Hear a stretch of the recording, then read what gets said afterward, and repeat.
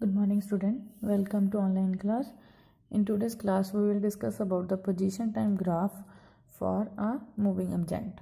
तो अपने कोल क्या है, कोई ऑब्जेक्ट मूव करदा ਉਹਦੇ ਲਈ अपने कोल पोजीशन टाइम ग्राफ किस टाइप ਦਾ ਹੋਏਗਾ।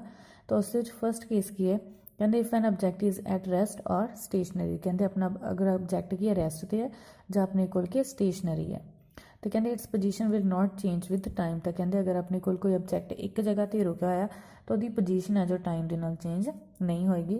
तो लैट कर ले ऑब्जेक्ट अपने कोल की स्टेशनरी है at position x equals to x naught. तो अपने कोल की है जो एक्स है पोजीशन है कि फंक्शन है टाइम का और कितने अपने को एक्स नॉट ते फ्रॉम द ओरिजन। तो जिमें ग्राफ के दिखाया ये टाइम एक्सिस है तो एक्स एक्सिस, वाई एक्सिस तो पोजीशन एक्सिस है।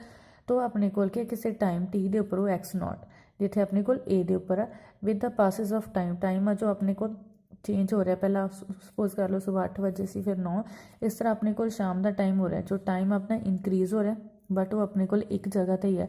तो टाइम के नाल उहदा जिहड़ा ग्राफ बनेगा की होएगा, लीनियर ग्राफ होएगा, स्ट्रेट लाइन होएगा और पैरेलल टू अपने को टाइम एक्सिस दे होएगा। तो की कहता कहते जो पोजीशन एक्स है और टाइम टी ग्राफ होएगा स्टेशनरी ऑब्जेक्ट के लिए स्ट्रेट लाइन और ए बी पैरेलल टू होएगा अपने को टाइम एक्सिस दे। सेकेंड केस क्या कहते if an object is in uniform motion along a straight line starting from the origin O. कहते ऑब्जेक्ट कोई भी है यूनीफॉर्म मोशन के विच अपने को चल रहा स्ट्रेट लाइन के विच, तो स्टार्टिंग पॉइंट वह कि अपने को ओरिजन ओ है। तो जो अपने को पोजीशन टाइम ग्राफ आएगा वह क्या आएगा, स्ट्रेट लाइन आएगा ओ सी इनकलाइन टू टाइम एक्सिस। तो कहते विद रिस्पैक्ट टू जो टाइम है अपनी पोजीशन भी चेंज हो रही है। जो अपने को 1 सैकेंड आप इधर 1 मीटर जा रहे हैं तो 2 सैकेंड 2, 3 सैकेंड 3, तो जो अपने को एक स्ट्रेट लाइन आएगी। दैन उस तो बाद अपने को पोजीशन टाइम ग्राफ की ही गल की यूनीफॉर्म मोशन के वन डिमेंशन के किसी ऑब्जेक्ट का कहते अगर वह स्टार्टिंग फ्रैम पॉइंट की है from origin is shown as straight line O ए।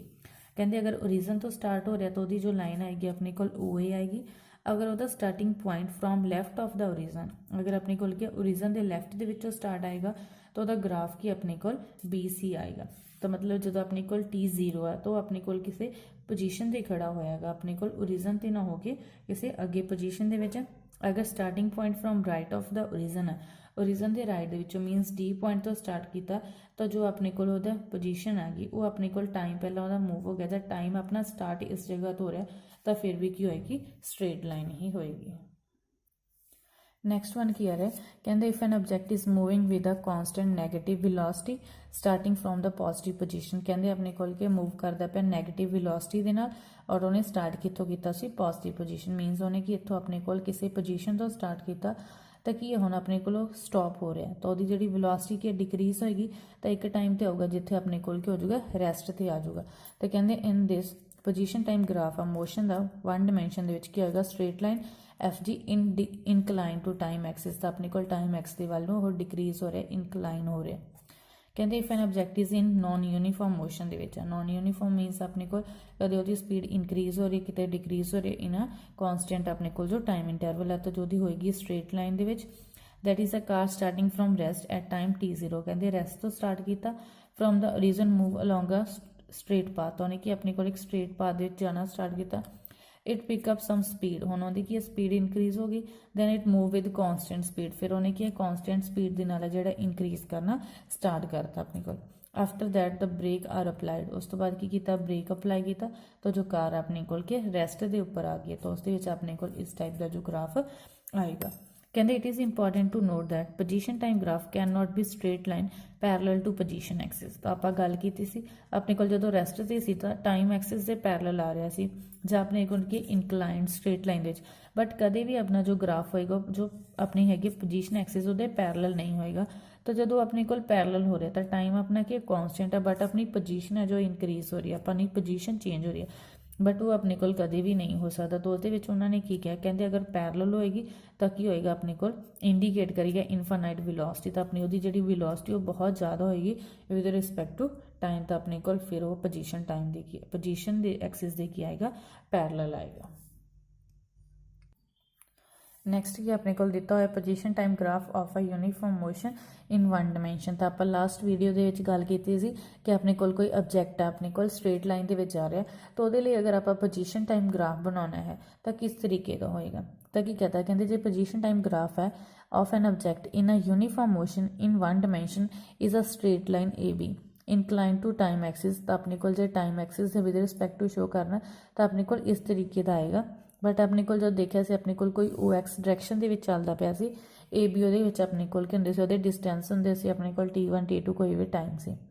तो कहते अपने को पोजीशन कोआर्डीनेट्स लै ले object at the instant T0 T1 तो T2 कहते T0 तो अपने को x0 तो होएगा T1 तो x1 तो होएगा अपने को पोजीशन से T2 टाइम तो अपने को x2 पोजीशन के होएगा। तो अपने को देखे जो T1 टाइम पर पहुँचे अपने को T0 तो अपने को कितने x0 तो जो आप T1 टाइम पर पहुँचे तो अपने को x1 तो T2 टाइम अपने को कितने x2 तो लैट कर लिया सी तो डी अपने को कोई 2 पॉइंट्स आ on the position time graph. तो अपने को कोई भी सी डी पॉइंट्स लै लिया ठीक है कॉरसपॉन्डिंग टू इंस्टेंट T1 के with respect to T2 draw किया अपने को C1 C1 एक C1 उस तो बाद अपने को क्या C2 अपने को जो आएगा इधरली साइड में ठीक है परपेंडिकुलर दैन अपने को D1 D2 परपेंडिकुलर अपने को ड्रॉ किए टाइम एक्सिस और पोजीशन एक्सिस के उपर।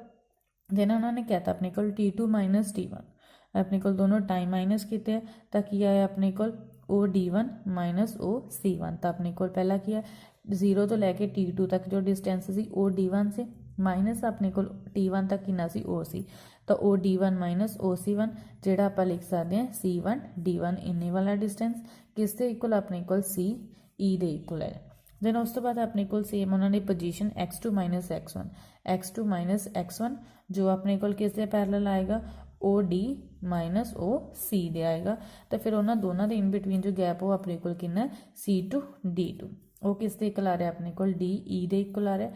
तो दोनों की अपने को वैल्यू फाइंड की पता वेलोसिटी ऑफ ऑब्जेक्ट की होंगे change in displacement upon change in time. तो change in displacement x2 minus x1 time अपने को T2 माइनस T1 तो उन्होंने वैल्यू फाइंड की है x2 माइनस x1 अपने को ई डी है T2 माइनस T1 अपने को सी ई तो वैल्यू पुट की दैन उस तो देखा अपने को जोड़ा सीगा उपर आ रहा है ई डी और नीचे की आ रहा है अपने को ई सी ये अपने को क्या परपेंडिकुलर ये अपने को क्या बेस जो अपने को परपेंडिकुलर अपॉन बेस है तो अपने को क्या होंगे tan अल्फा।